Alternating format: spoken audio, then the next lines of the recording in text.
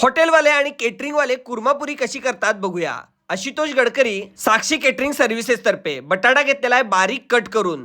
कांदा कापण्याची सुद्धा पद्धत बघू शकता। एकदम बारीक कांदा कापायचा असेल तर अशा पद्धतीने नक्की कापा। भेळचं कटिंग अशा पद्धतीने केलं जातं। गव्हाचं पीठ 3 वाटी, त्यात थोडंसं मीठ घातलेलं आहे आणि 1 वाटी रवा घातलेला आहे। थोडंसं तेल घालायचं, थोडं थोडं पाणी घालून अगदी घट्ट मळून घ्यायचं। घट्ट झालं की झाकून ठेवायचं आहे।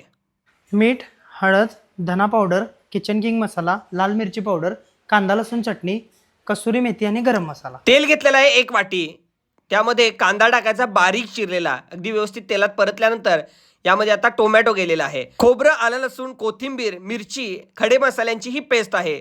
कोल्हापूरमध्ये अशा पद्धतीनं ही तयार पेस्ट मिळते। ओला मसाला असं म्हणून मागितला तर तुम्हाला नक्की मिळेल। काढून घेतलेले सगळे मसाले यामध्ये टाकायचे आहेत। त्यानंतर आलं लसूणची जी पेस्ट केली होती आपण, ओला मसाला तो टाकायचा आहे।